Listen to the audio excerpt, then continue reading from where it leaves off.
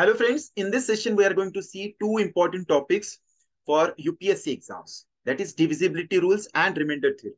In all those UPSC exams, be it CSAT, CAPF, EPFO, they ask the question based on divisibility rules and remainder theorems. The questions will be, yes, of course, very easy, one-liner question. But if you don't know the concept, then solving those questions become a little difficult. That is why we are going to see the basic concept of these topics. So let's start with divisibility rules. Consider a 4-digit number, say A, B, C, D. When do you say this number is divisible by 2? For 2, we need to check last one digit. If last one digit is divisible by 2, then entire number is divisible by 2. So last number or last one digit, if out of 0, 2, 4, 6 or 8, then we say the entire number is divisible by 2. What about 4? For 4, we need to check last two digits. Now, these divisibility rules we learned in our school days as well. But when we learned in school, we were not taught the reasons behind. Why so? Why the divisibility of 4 is so? So today we'll see one of the reason also. Consider a number 4324. If we need to check whether the number is divisible by 4 or not, what we can do is, we can break this number as 4300 plus 24. Right? Because I know if I write this part as into hundreds, and 100 is already multiple of 4 or divisible by 4. So this part will always be divisible by 4, whether it is 4300 or 4200 or 4100. So this part is already divisible by. Then we check if this part also is divisible by 4. Then the entire number will become divisible by 4. In this case, yes, it is divisible by 4. And hence, the entire number will be divisible by 4. So 4324 will also be divisible by 4. What do you mean by divisible, friends? It's like we are having these many sticks. We need to check if we can make proper or integral number of groups of 4 sticks or not. I mean, we are making the groups of 4. Can we make the proper integral groups or not? The no stick should remain alone. That is what we look for. So if 4300 sticks are there and we can make proper groups of 4 sticks, and 24 sticks are there, if we make proper groups of 4 sticks, then if we collect all the sticks together, then also we'll be able to make the groups of 4. That means if one part of a number is divisible by 4 and another part also is divisible by 4, then only the entire number will be divisible by 4. If one part also not divisible, another part also not divisible, then the total may or may not be divisible by 4. But if one part already divisible by 4, then second part has to be divisible by 4.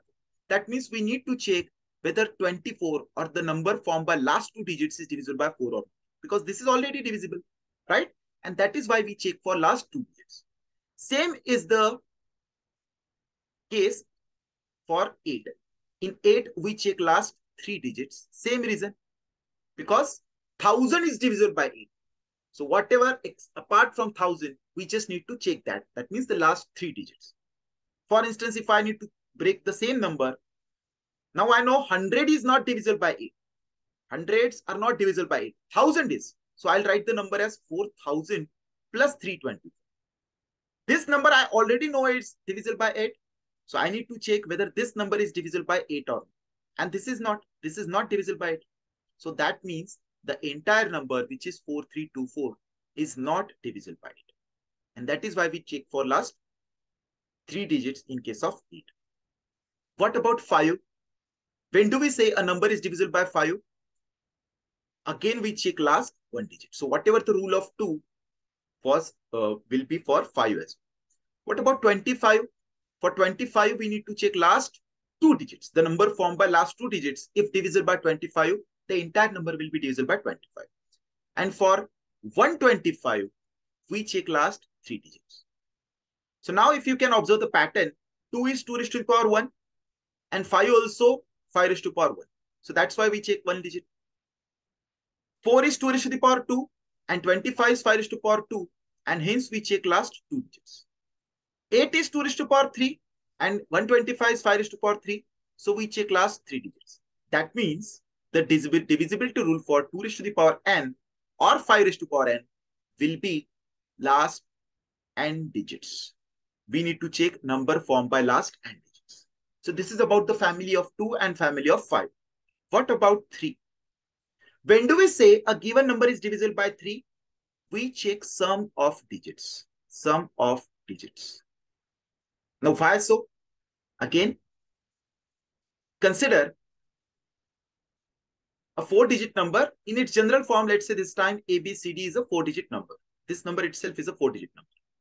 So can I write this number as 1000A plus 100B plus 10C plus D? Yes, we are writing the number in its place value form. This is face value. This is called as place value form. Now I am doing little amendments. 1000A I am writing as 999A plus A. 100B I am writing as 99B plus B. 10C I am writing as 9C plus C, and D I am writing as single D. And then I am taking on one side the numbers containing 9. So I'll write 999A plus 99B plus 9C. And what remains is A plus B plus C plus D. Now, can I say this number will be always divisible by 3? Because it has 999 times of A, and 999 being already divisible by 3, the entire number will be divisible by 3. Same goes here. This number is also divisible by 3. This number is also divisible by 3. So that makes this entire part is divisible by 3. So what we need to check is whether the remaining part also divisible by 3 or not. So if that also becomes divisible by 3, the entire number becomes divisible by 3. And the remaining part means A plus B plus C plus D, which is nothing but the sum of digits. So we just need to check whether the sum of digits is divisible by 3 or not. And if it is, then the entire number will become divisible by 3. And same with 9, because this part is divisible by 9 as well. This part is also divisible by 9. This part is also divisible by 9. So if the remaining part also becomes divisible by 9, that is sum of digits, then the entire number divisible by 9. So whatever the rule for 3, same is the rule for 9. We need to check we need to check sum of digits. So this is about 3 and 9. What about 11? When do we say a number is divisible by 11? What basically we do is we check the alternate digits and their sum. So for instance, ABCD is a number.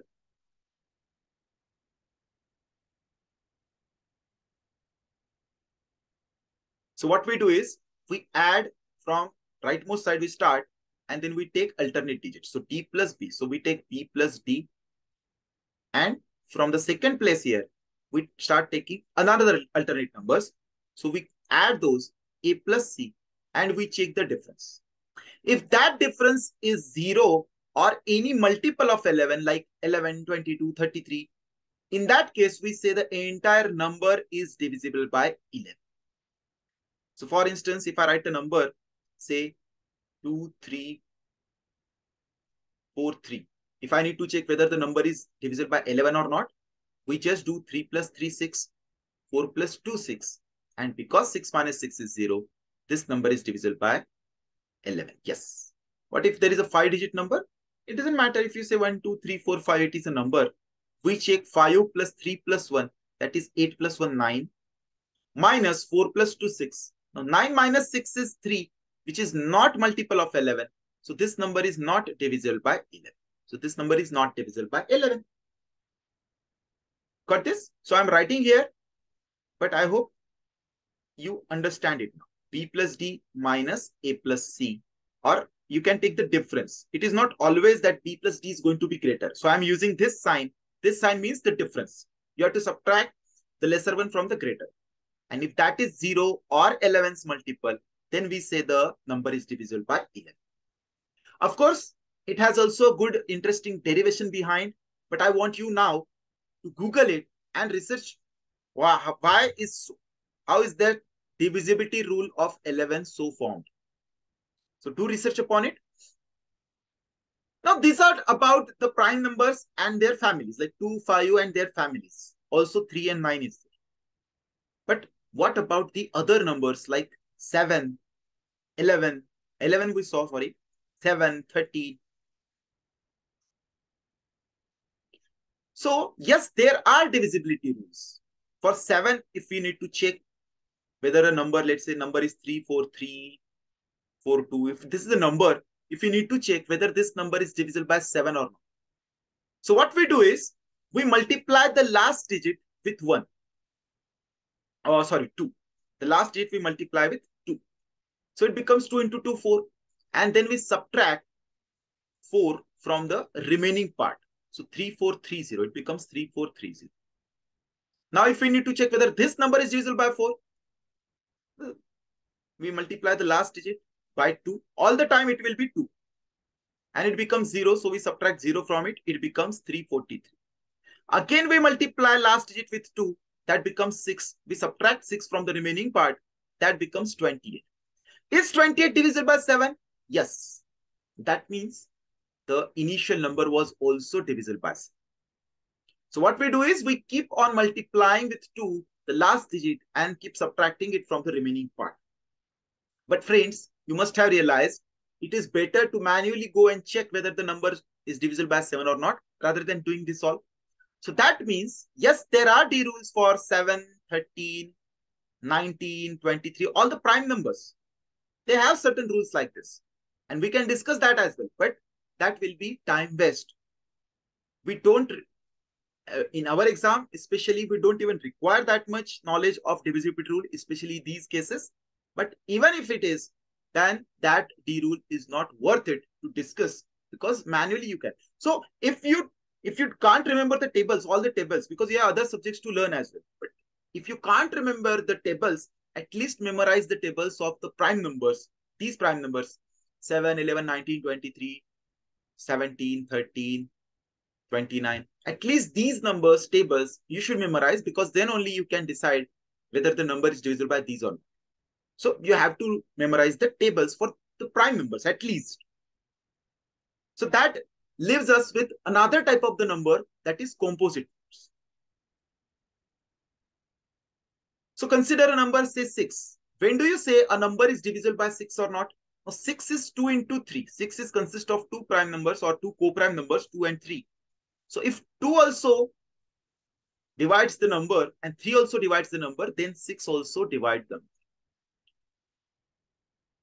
So say a number is 324. It is a number.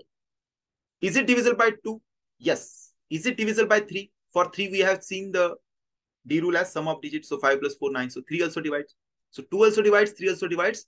Hence 6 will also divide. So for a composite number, you have to write it into product of two numbers which are co-prime with each other. You can't take any two numbers whose product is 6. You have to take the co-prime pair. Co-prime means 2 and 3, they do not have any common factor apart from 1. That type of numbers are called as co-prime. So in case of 12, if you take, let's say, 2 and 6, that is a wrong pair to be selected. You can't say 2 into 6 is 12, so 2 and 6. No, 2 and 6 are not co-prime. 2 has the factors 1 and 2. 6 has the factor 1, 2, and 6, and 3 and 6. So 2 is common in both cases. Hence, the numbers are not co-prime. So you cannot pick such a pair. You have to pick another pair. So another pair whose product is 12 could be 3 and 4. So yes, 3 and 4 are co-prime. They don't have any common factor. That's why this pair can be picked. So what about 18? 18 you can write as 2 into 9. What about 24? 24 you can write as 3 into 8. 36. 36 we can write as 4 into 9. 72. 72 we can write as 8 into 9. So this is how you can form your own divisibility rules for the composite numbers. You just have to pick two numbers whose product is the composite number, and the number should be co-prime with each other. Now, there are certain special cases or numbers we call magic number. Those are also to be used in some cases. Now, 1001 is a magic number. Why it is magic number? First of all, what is it? We'll see first what is it. 1001 is product of 3 consecutive prime numbers, which are 7, 11, and 30. Now, why it is a magic number? Because if you multiply any 3-digit number, say 2, 5, 6, it's a 3-digit number. If you multiply it with 1001, we get 256256. That means that number doubles that 256256 2 times. In general way, if you multiply 3-digit number ABC with 1001, we get ABC, ABC. we get ABC, ABC. So that means any number of ABC, ABC type will be always multiple of 1001 or will be always divisible by 1001. And 1001 being already multiple of 7, 11 and 13, it will be always divisible by 7, 11 and 13. So any number of the pattern ABC, ABC will be always divisible by 7, 11 and 13. 7, 11 and 13. So a question can be formed like 3, 3, 3, 3, 3, 3. If divided by 7, what is the remainder? Then you know it is also a number of ABC, ABC form. And any number of ABC, ABC form will be divisible by 7. Hence, the remainder will be 0. It can also be 3, 3, 3, 3, 3, 3, 3, 3, 3, 3, 3, 3. That means 12 times. What if that is divisible by 7? See, can I say this part is divisible by 7? 6 times 3 is divisible by 7. And this part is also divisible by 7. So two parts which are divisible by 7, if they kept side by side, that entire number will also be divisible by 7. Without a doubt.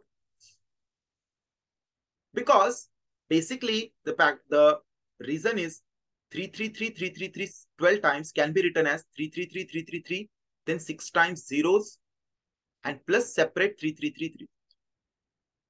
Now this part is divisible by 7, yes. If you put any zeros in front, it will still be divisible by 7. And this also is divisible by 7.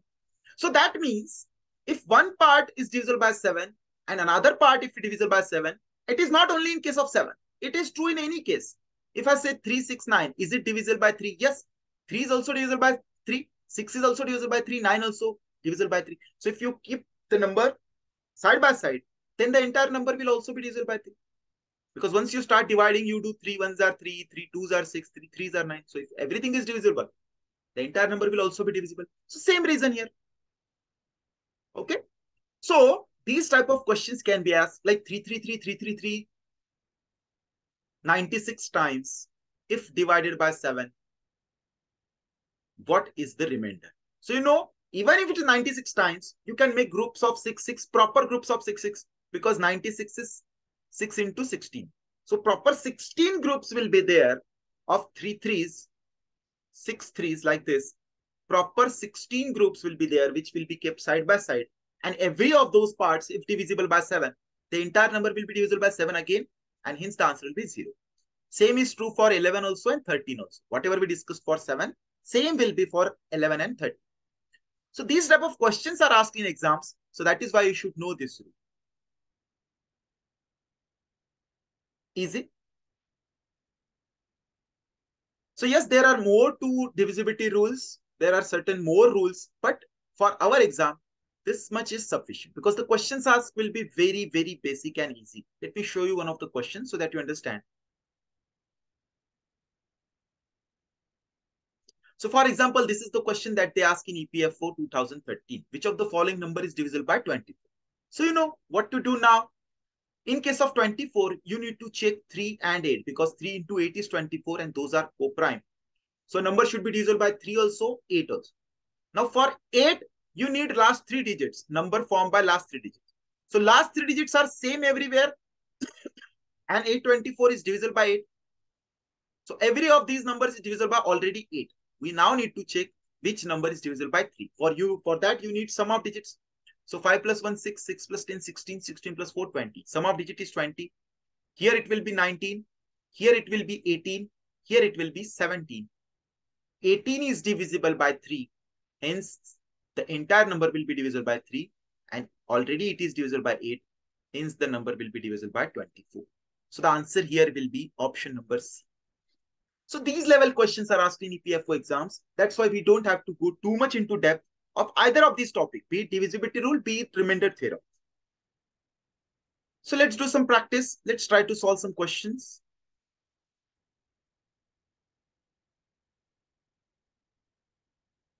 It says the smallest number which should be added to this number so as to obtain a multiple of 11. So for 11, what is the D rule? You need to check the alternate digits. So 6 plus 8, 14 plus 5, 19. And 9 plus 6, 15 plus 7, 9 plus 6, 15 plus 7, 22. So what is the difference? 3. So this group has 3 less into it. That is why the difference 3 is created. This group's total is only 19. Had the total been 22, had the total been 22, so difference would be 0 and the number would be divisible by 11 then. So that means this total is falling short by 3. That means we need to add 3 to the last number. So if you add 3 to the last number, that will become 9. And if that becomes 9, this total also becomes 22. So 22 minus 22 will become 0 and the number will be divisible by 11. So that means for this type of question, you just need to check what is the difference. If difference is 3, you just have to add 3 to the last position and the number will be divisible by 11. Easy. Let's see one more.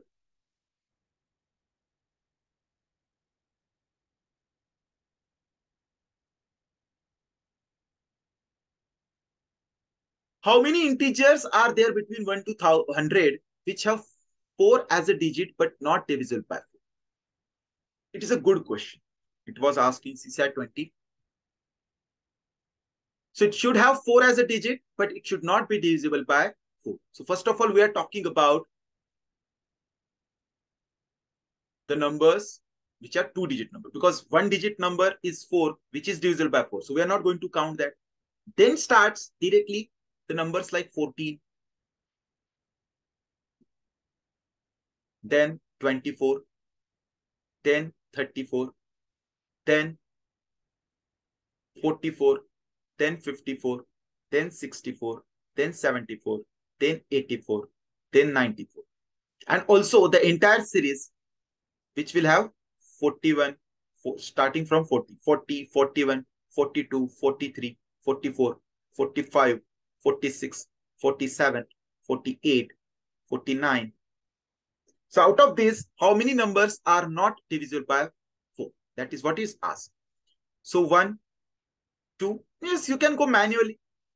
You can use PNC, etc., but it is not required. You can go manually as well. So 1, 2, 3, 4, and 5. These are the 5 numbers from vertical line, plus 6, 7, 8, 9, 10, 11, and 12. So there are these 12 numbers which are having 4 into it, but not divisible by 4. Easy? Let's see one more.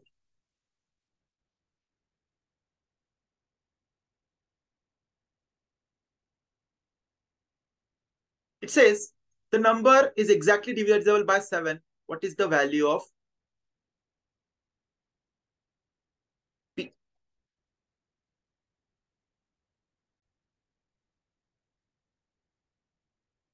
Okay, let's see this.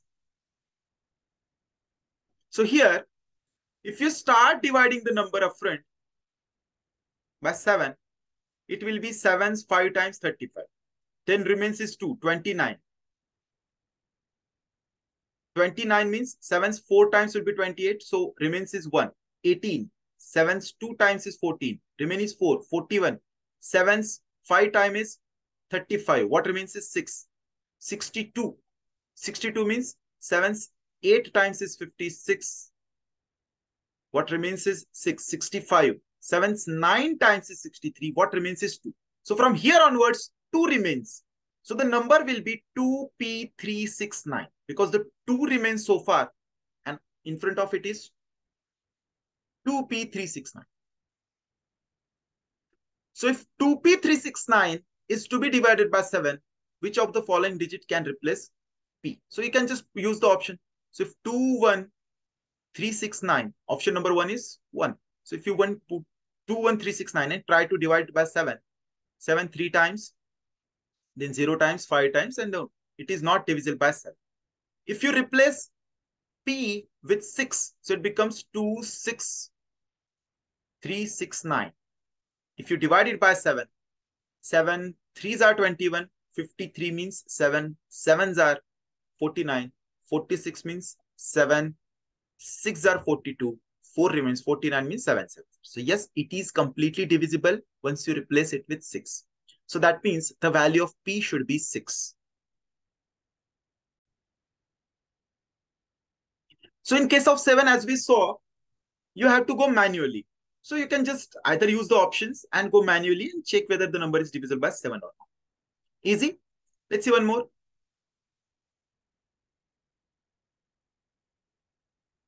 Consider the following multiplication problem. PQ into 3. PQ into 3. It becomes RQQ. Where PQR are different digits and R is not 0. What is the value of P plus R by Q? So first of all, when you multiply Q with 3, it should appear here as it is. So what is the number when you multiply with 3 gives you the same number? So it can be 1. It can be 1 because 1 into 3 gives us, 1 into 3 gives us 3, not 1. So it can be 2 into 3 is not 2, it's 6. 3 into 3 is 9. 4 into 3 is 12. 5 into 3 is 15. So it can be 5. Because if Q is 5, 5 into 3 will give us last digit as 5. So 3 5s are 15. Carry is 1. Here also it should come 5. So 3 into P plus 1 should end at 5. That means 3 into P should end in 4. So what should be the value of P that gives us last digit as 4 when multiplied with 3? 3 8s are 24. So P should be 8. 3 8s are 24 is 4. 4 24 plus 1 25 is 5 here and 2 here. So PQ into 3 if RQQ. So that is 85 into 3 is 255. So that means P is 8, R is 2 and Q is 5. So they're asking what is 8 plus 2 upon 5. So the answer will be 2. So the answer here is 2. Easy. Let's see one more. This number is exactly divisible by 3. How many values of B are possible? So for 3, you know sum of digits. 4 plus 2, 6. 6 plus 5, 11. Plus 2, 13. Plus 7, 20. 20 plus 10, 30. 30 plus B. See friends, you can either do all sum of digit or you can just cancel out which is already divisible by 3. That means 6 is already divisible by 3. You can just cut it out. 4 plus 2, 6 is already divisible by 7 plus 5, 12 is already divisible by 3 and 2 plus 4, 6 is already divisible. So entire sum is already divisible by 3. So that means B should be such a number which is divisible by 3. So it can be 0, it can be 3, it can be 6, it can be 9. So B can take 4 different values, 0, 3, 6, 9. They're asking how many values B are possible. So 4 values. Easy. Let's see one more.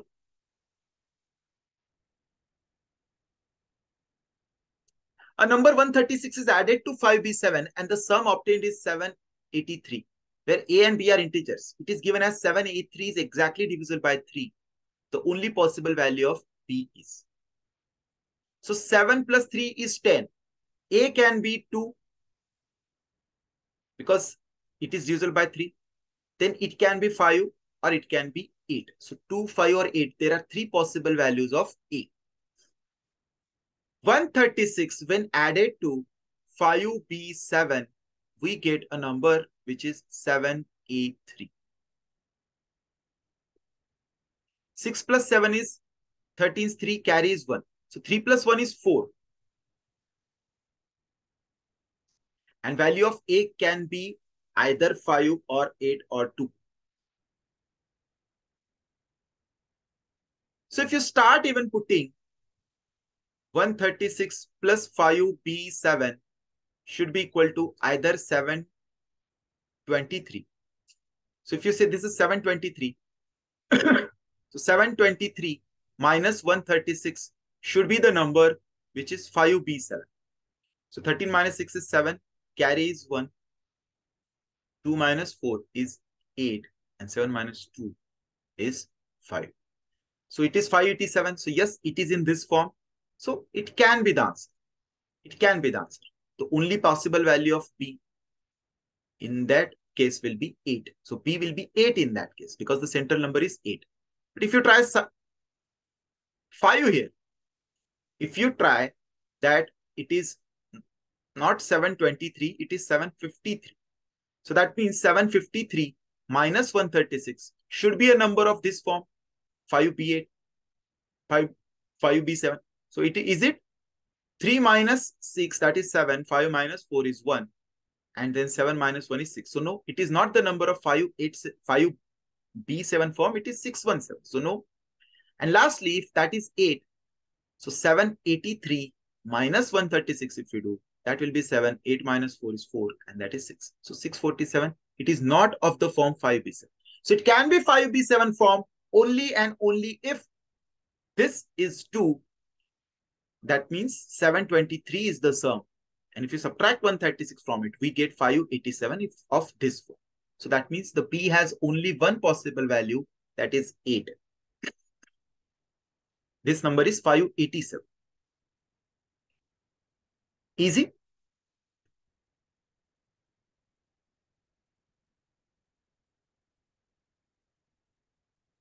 Okay, this we'll see in the remainder theorem. Once the remainder theorem is done.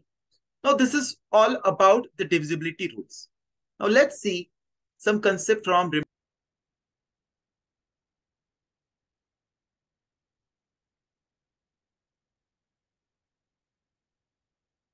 Now, before we go for remainder theorem, one needs to understand what is the division equation. If you divide, say 36 by 5, 5 sevens are 35, and then you subtract, we get 1. This here is called as the quotient. This here is called as dividend. This here is called as divisor. And this here is called as remainder. Dividend is also written as capital D, and divisor is also written as small d. So from this, we can form the division equation, which is 7 into 5, 35 plus 1 is 36. That means quotient into divisor plus remainder is equal to dividend. So this is called as the division equation. Direct questions can be asked based on this. So one must know this division equation.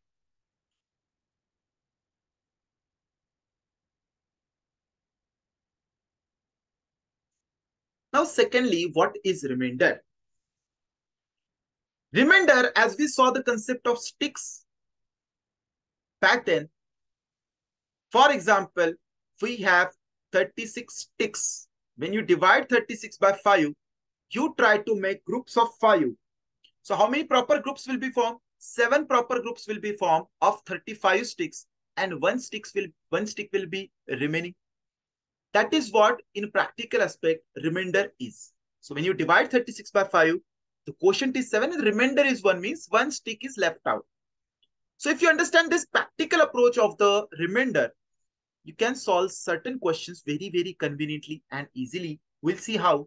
But first, please understand this, that the topic we just learned so far, that is divisibility rules.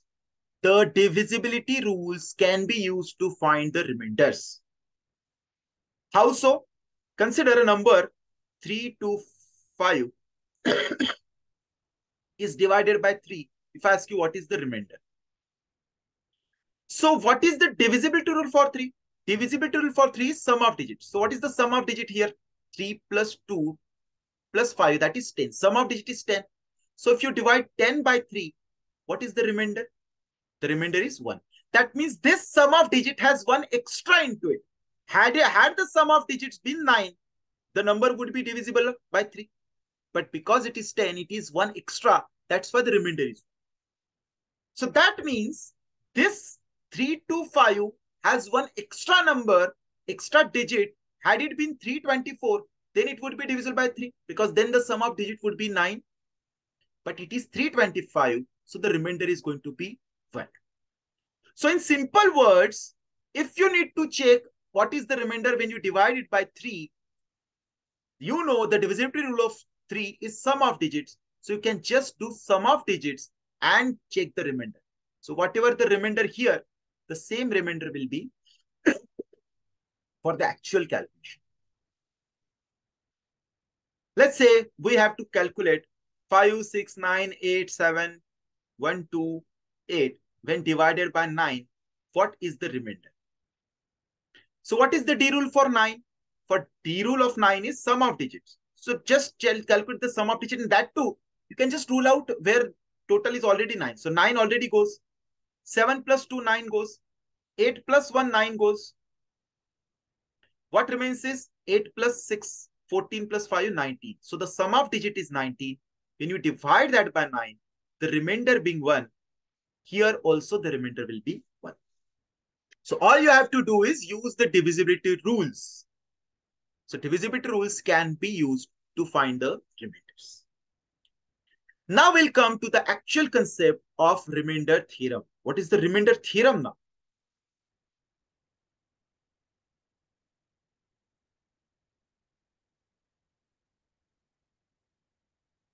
See friends, if you understood the example of sticks, if we have say 36 sticks and we need to make the groups of 5, the remainder will be 1. But if I have say 36 plus 34 sticks, and if I need to make groups of 5, that means total we have 70 sticks. Proper groups will be made. The remainder will be 0. The remainder will be 0. Or what we can do is, we can calculate the individual remainder here, because we know out of 36 sticks, if you make the groups of 5, 1 sticks will be remaining. And in this 34 sticks, if you make the groups of 5, the 30 sticks will be utilized. 4 extra sticks will be left out. These 4 plus this one, they can be formed a group of 5, and that group will also be counted. Now there is no stick which will be left out, and that is why the remainder is 0. What that tells you is, or what is the simple form of the remainder theorem here is, if you want to calculate the remainder of this, then you can calculate the individual remainder. Here it is going to be 1, here it is going to be 4, and because the sign in between is plus, so you just add those 1 plus 4, and that becomes 5. So you have to divide the sum with 5, and whatever the remainder here is the final. What if the sum would be lesser? If I say 36 plus 37, if you divide this by 5, here the remainder will be 1, here the remainder will be 2, and the sign between is plus, so 1 plus 2 is 3. So the final remainder will also be 3, because 3 sticks are left. 1 stick from here, 2 sticks from here. Total 3 sticks are left. So the remainder is 3. This is, friends, called as the remainder theorem. One more thing you should understand is, if you divide a smaller number with a bigger number, the remainder will be the smaller number itself. As it is, the smaller number will be the remainder. Easy?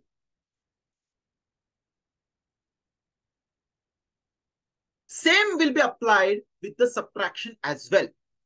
If you do 57 minus 53 upon 5, what is the remainder? You can say here, the remainder will be 2, as 55 will be already divisible. Here, the remainder will be 3, as 50 will be divisible, and the sign in between is minus. So 2 minus 1, the remainder we can say is minus 1. Or then if negative remainder is coming, you have to do 5 minus 1, that is 4. 4 is called as the positive remainder. Minus 1 is called as the negative. We'll see the negative remainder concept in a while. But right now, just see this, that if the remainder is coming out to be negative, you subtract from your divisor at minus 1. So 5 minus 1 becomes 4. Hence, the remainder will be 4. So, if the sign is plus or minus or multiplication, in case of multiplication also same rule. If you are doing 23 into 22 upon 5, if you need to check remainder, what you can do is, the individual remainder here is 3, individual remainder here is 2, and the sign in between is in 2. So 3 into 2, 6 is the remainder. But 6 is a number which is greater than 5.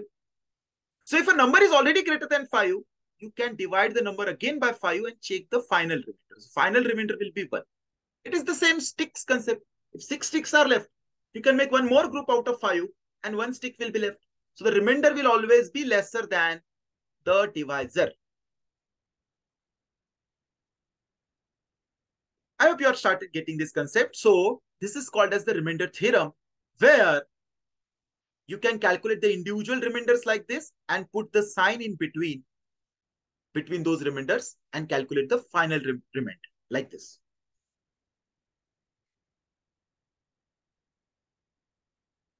Now there is one more important concept that one must know, which we call as the cancellation rule. Now what do you mean by cancellation rule? See, if I ask you what is the remainder of 48 by 36? So the remainder here naturally is going to be 36. Ones are 36, remaining is 12. But in doing division calculation, we can divide it by 2. We say it is nothing but 24 by 18. So what is the remainder here? Here the remainder is going to be 6.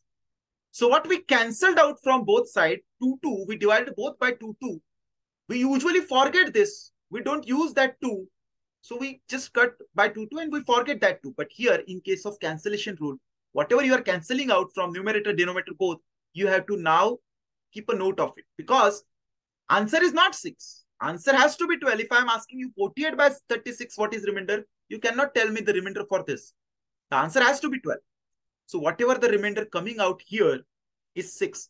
You have to multiply with 2, the cancelled out 2, to get to the actual remainder. This is called as cancellation. If you, let's say, cut out both sides by 12 itself, if you cancel out 12, so 12 4 times is 48, 12 3 times, the remainder will come out to be only 1 now. 4 by 3's remainder is 1. But to get to the actual remainder, we'll have to multiply with 12, because we cancelled out 12 from both sides. So this is called as the cancellation rule. Okay, so you sometimes may have to use this as well. But what is good about this topic is, even if you don't learn all the rules, because there are lots of rules. Chinese remainder theorem is there, Wilson's theorem is there, Fermat's theorem is there. Even if you don't learn any rule, you don't have to. So questions are going to be very simple. Still, you can solve question using the common sense by making patterns. You can solve so many of the question by making patterns. For example, this is the question. Now, this is the question. Can solve, if you want, you can solve by the cancellation rule, because 7 can get cancelled, and etc. etc. But what I'm trying to tell here is, you can just use the pattern forming as well. If you divide 7 by 28, the remainder is going to be 7, because the number is already small. 7 raised to the power 2. This is 7 raised to the power 1. 7 raised to the power 2 if you divide by 28. 7 raised to the power 2 is 49. 49 if you divide by 28. The remainder is going to be 21. Now 7 raised to the power 3 if you divide by 28. 7 raised to the power 3 is 343. If you divide that by 28, what goes is 28. 1s are 28. It means 63. 63 means 28. 2s are 56. The remainder will be 7. That means you can just observe the pattern. When power is 1, the remainder is 7. Power is odd, the remainder is 7. Power is even, the remainder is 20. Power is odd, the remainder is 7. So the power here, the power is odd. So the remainder is going to be 7 itself. So this is called as the pattern forming. You can solve questions by pattern forming as well, if you can't think of any other method. But of course, we solve these type of questions using other method, especially the remainder theorem that we learn. So how to use the remainder theorem? For that, we'll have to see little further. We'll see these questions later. But first, let's see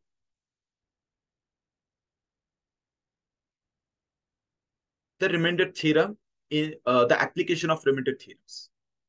See, friends, we have just seen that if a number is 4 into 4 upon 3, what is the remainder? So how you can solve it?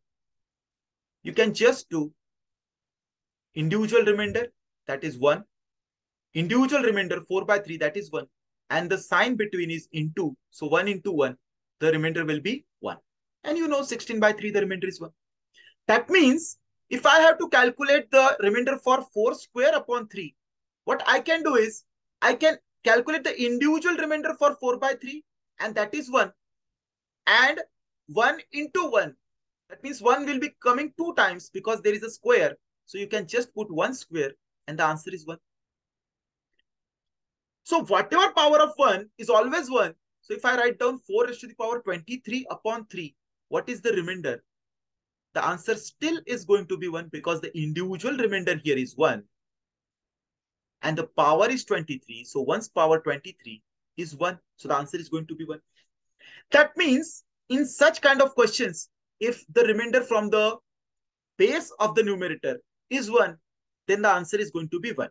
For example, if I write down 19 raised to the power 83 upon 3, what is the remainder?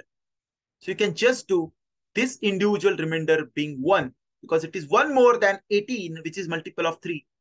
And the power will be 83. So the answer will be 1. Right? So this is what we use to solve those questions which are asked in the exams. Mostly these type of questions are asked in exam. But for now, for those questions to be solved, one more concept we'll have to learn, that is called as negative remainder. Negative remainders means what? If you divide 7 by 5, the remainder is what? 2. 2 is the remainder. Because we see the 7 as 5's multiple, which is 5. That means we can make a group of 5 sticks and 2 sticks are left. But let's say a person is a little pessimistic person or exacting person. He wants more. So he can say 7 has 3 less than 5's next multiple. So rather than saying 7 as 5 plus 2, he can see 7 as 10 minus 3. Because if 10 sticks were there, proper groups could be made, but 3 sticks are less. So 7 minus 10 minus 3, if you divide by 5, here the remainder will be 0, and here the remainder will be 3, and the sign between is minus 3. So the remainder will be minus 3 as well. So if you see it as 5 plus 2, the remainder will be 2. If you see it as 10 minus 3, the remainder will be minus 3 as well. So every division will have 2 remainders. One is called as positive remainder, another is negative remainder. So how to interchange between the remainders? If you want the negative remainder, you have to subtract the positive remainder from the divisor. So 5 minus 2 is 3. 5 minus 2 is 3. So write 3 and put negative sign in front of it because it is a negative. And if you have to calculate the positive remainder, then you subtract the negative remainder as it is. So 5 minus 3 is 2. So the positive remainder will be 2. That means if you come across that my divisor is 13 and my negative remainder is minus 3. So what will be the positive remainder? Positive remainder will be 13 minus 3, that is 10. So this is how you can interchange between the remainders.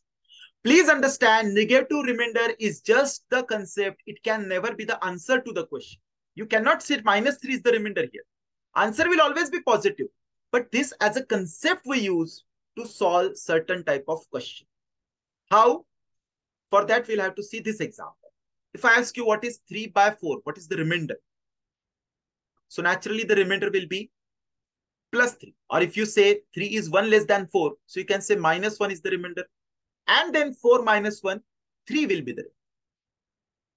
But if you have, say, 3 square upon 4, which we can write as 3 into 3 upon 4. So what is the individual remainder here? Here the individual remainder will be 3, but you can now say it is minus 1 because it is 1 less than 4's multiple. And here also the negative remainder is minus 1. The sign between them is into. So minus 1 into minus 1 being plus 1. The remainder here will be 1 plus 1.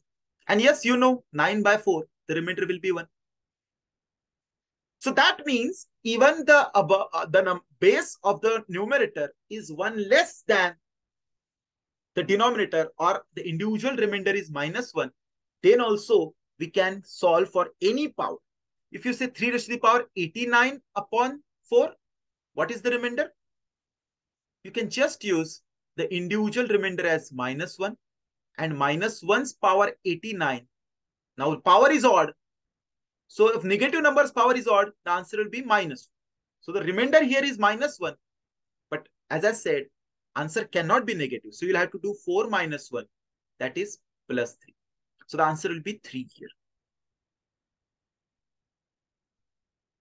So this is how you can use the concept of negative remainder to solve the questions like this. We'll do sufficient practice. But let me tell you one thing. If you understand this much, exam-wise we are done, because in exams only these type of questions are the very basic elementary questions. So that's why you don't have to go too much into depth of this knowledge, too much into knowledge of this topic. Let's try solving some of these questions.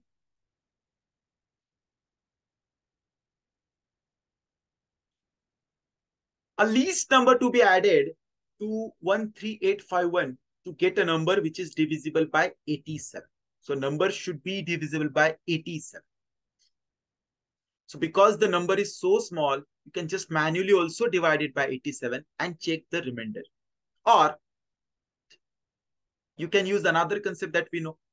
87 is already 3 into 29. So if a number is divisible by 3 also and 29 also, then we say the number is divisible by 87. So for that, we now need to check the sum of digit. For 3, we need to check sum of digit. Sum of digit is 8 plus 1, 9 goes, 3 goes, 5 plus 1, 6 goes. That means the sum of digit is already divisible by 3. So whatever we are adding into it, it should also be divisible by 3. So this cannot be the answer. But this, and this, all three still are open. So to be able to divisible by 29, we can go now manually by adding options. So if you add option number 1, which is 18, 13869, is this the number divisible by 29? For which, of course, you need to know the table of 20.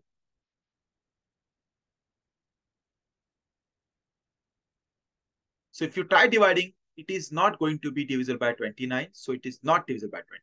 If you add 43 to it, it becomes 13894.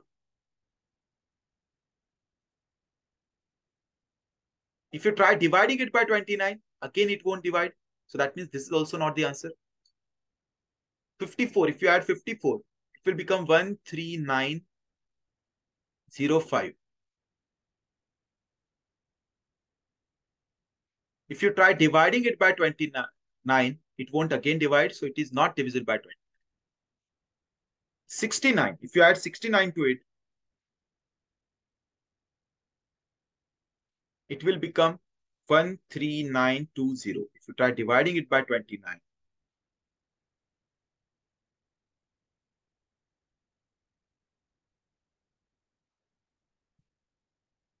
it will now properly divide as 480. So that means this has to be the answer. So you can go with the options for these type of questions. But as I said, you must memorize the tables of prime numbers up to 30. Let's see the next one. BA is 2-digit number when divided by AB. What is the maximum possible remainder given BA is greater than AB?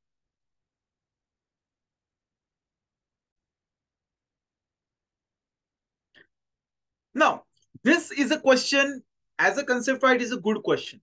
But if you try to solve with the, as I said, you have to have sometimes the logic with you. Or you should be able to use the common sense. So common sense tells you, if BA is divided by AB, that means the reverse form, and you want the maximum possible remainder. And we have only 4 options. So even if you can derive something where the remainder is more than this number, so then the answer automatically is going to become this number. So can you think of any pair in this form, AB and BA, where the remainder is going to be higher than 36? So you can think of the numbers like, say, 84, 48. So if 84 is divided by 48, because 48 2 times directly is 96. So that means it can only go 1 times. So 48 ones are 48. The remainder here is going to be 36. The remainder is going to be 36. Now, if you try to go beyond that, if I say 94 and 49, so 94 and 49, 49 ones are 49, so remainder is going to be 45. So remainder can go as high as 45. So the answer will be 45. You don't have to go into technical part of it, because you can say, you can figure out a pair where the remainder is going to be as high as 45. The answer is 45. Right? Okay, let's see next one.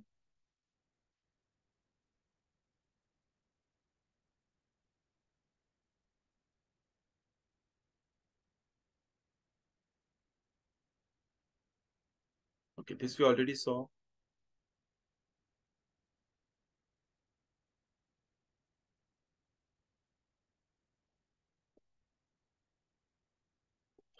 What least number must be added to 4131 so that the sum is completely divisible by 19? So same thing, we can go with the options. If you add 10 to it, it becomes 4141. Is it divisible by 19? So just check by dividing it by 19. 19 2s are 38. Remains is 3, 34. 19 1s are 19.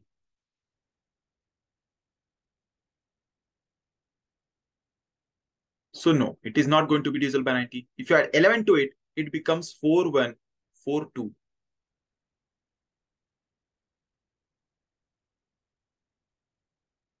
If you try to divide it by 19, it will be completely dividing it as 218. So the answer here is going to be 11.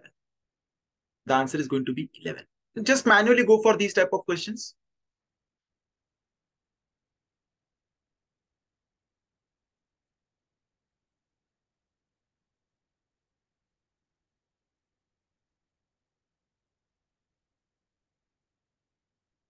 This is also a question you can solve very easily. So take this as a practice question because it is very easy. You just have to divide a 4-digit number by 35 and check what is the remainder.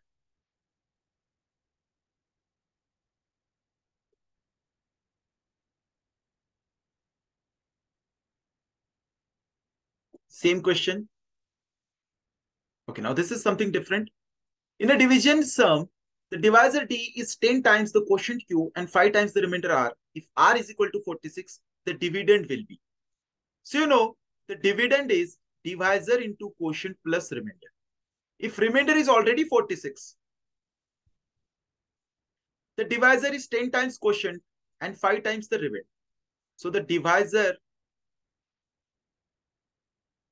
is 5 times the remainder. So the divisor is going to be 46 into 5, that is 230. And the divisor is 10 times the quotient. That means the quotient is going to be, divide this by 10, 23. And the remainder is 46. So just put all here, 230 into 23 plus the remainder is 46. So first of all, answer should end at 6. And once you solve it is 5290 plus 46. It is 5336. The answer is going to be 5336. Easy.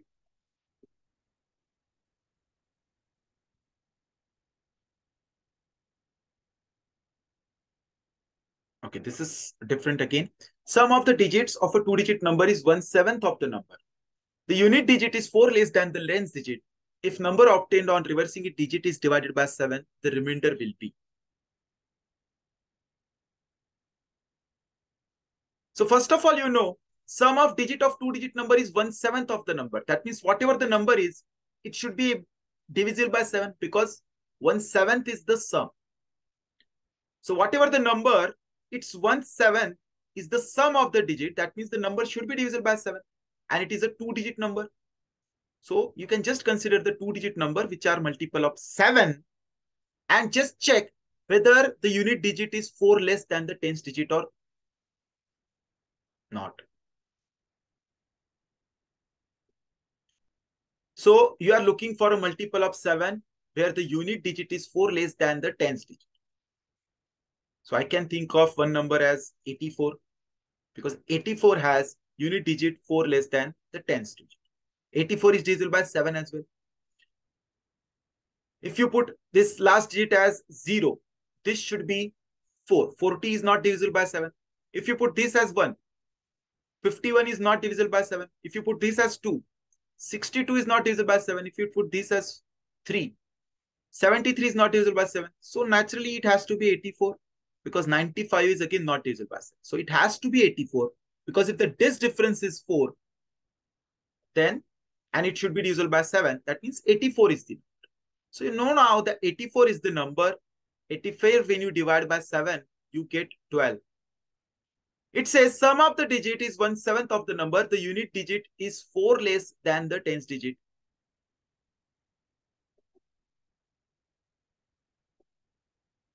So yes, sum of digit is 1/7 because the sum of digit here is 8 plus 4, which is 12. 12 is 1/7 of the number. So yes, it is correct. So now they are saying if you reverse the digit, it becomes 48. And when you divide it by 7, what is the remainder? So 48 when you divide by 7, 42 goes. So the remainder will be 6. 6 is going to be the answer.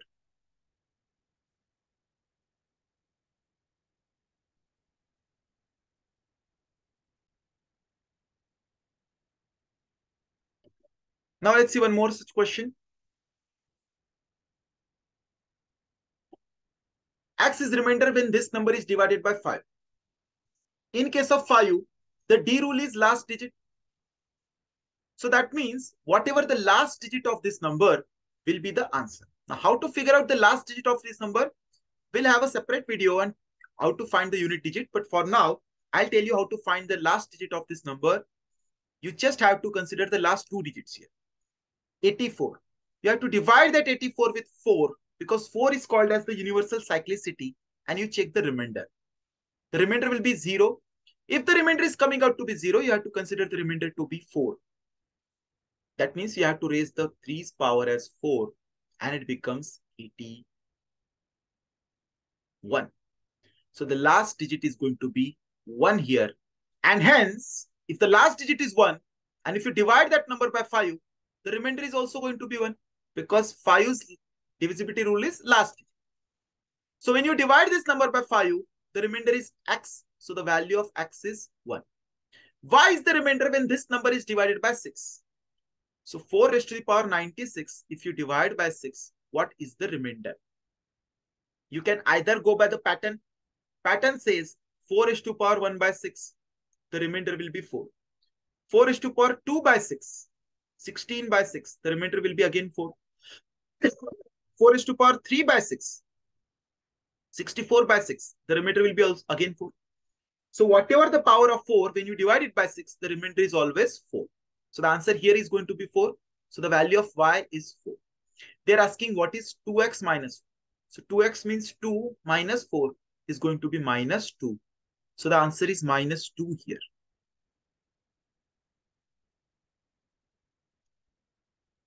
Now this is one of the typical questions that they ask in these exams. 127 raised to the power 97 plus 97 raised to the power 97. When you divide it by 32, what is the remainder? You know, individual remainder here is going to be minus 1, as 128 is divisible by 32. It has 1 less, so remainder is minus 1 power 97. And that means minus. The individual remainder is going to be minus. On this side, 96 goes with 32. So extra 1 is there. So individual remainder is 1 and the power is 97. So 1 raised to the power 97 is 1. So minus 1 is there, 1 is there, and the sign between is plus. So minus 1 plus 1 is 0. So the answer is going to be 0 here. Let's see one last question that they ask in the exams like EPFO.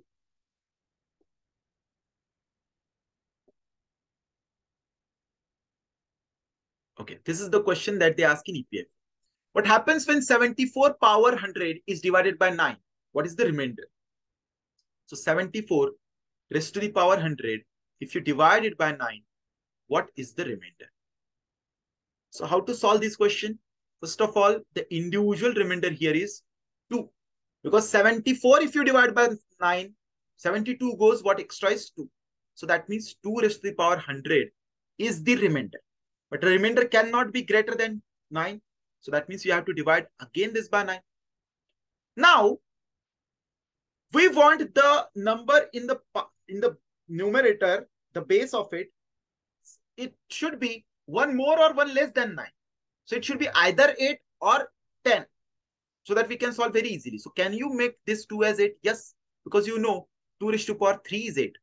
So what we can write is, we can first write this 2 raised to power 100 as 2 raised to power 99 into 2 raised to power 1. Why so? Because 99 is multiple of 3. I can write 2 raised to power 3 into 33 into 2 raised to power 1 upon 9. This 2 raised to power 3 into 33 can be written as 2 raised to power 3 power 33 into 2 raised to power 1 upon 9. And now we can make it as 8 raised to power 33 into 2 raised to power 1 upon 9. So what happened because of it is, individual remainder here is going to be minus 1. Minus 1's power 33 means minus 1. So the individual remainder is minus 1. Here the individual remainder is going to be 2 because the number is lesser than 9 already. So individual remainder is 2. And the sign between is into.